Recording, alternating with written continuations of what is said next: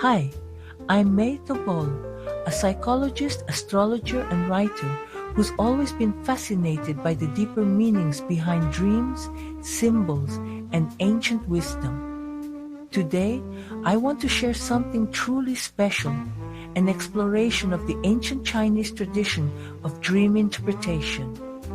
As usual, I've invited my good friend Brian to help me walk through the ideas and make them easier to understand.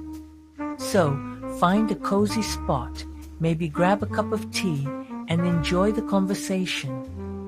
Brian, take the floor.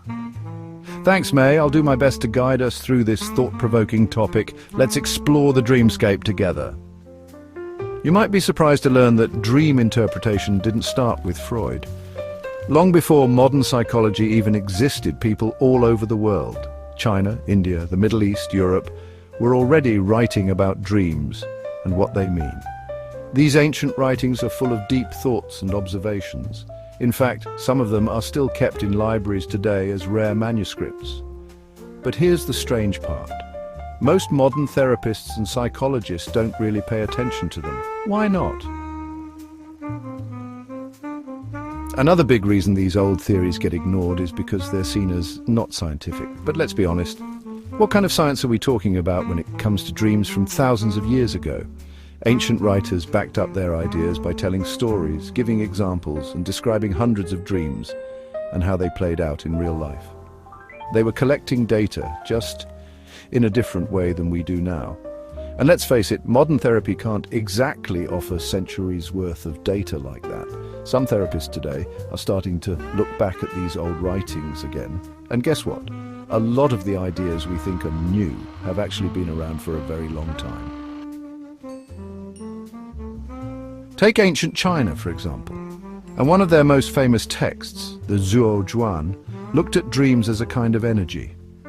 According to this view, dreams weren't just random images, they were messages meant to help you understand your life better, like clues sent to you while you sleep. In Chinese tradition, everything in life is seen as flowing energy, like a river that moves and changes. Dreams were seen as part of that flow, filled with symbols that could only be understood if you knew the right cultural and historical context. And here's something interesting. The person interpreting the dream mattered a lot. If someone wasn't experienced, they might misunderstand the message, but even that misunderstanding could be part of the dream's purpose. It made dream interpretation kind of fluid and alive, just like the energy itself. Sound familiar? Even though this sounds pretty different from how we talk about dreams today, there are actually some surprising similarities. Modern therapists know that how they interact with a client during dream analysis plays a huge role in how the dream is understood.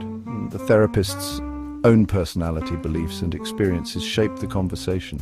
So maybe the idea that healing happens not just in the dream, but in the therapy room isn't as new as we think. Maybe it's something that was already known by ancient Chinese scholars thousands of years ago. Sometimes looking back can help us move forward.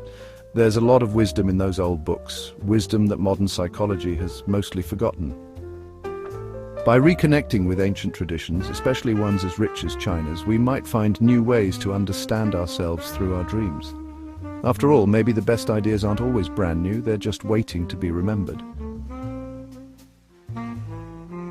That's all for today, folks.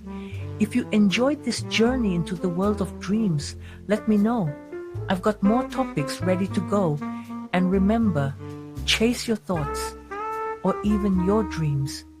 Who knows what you might discover? Don't forget to like, share, and dive deep into this intriguing exploration. See you soon.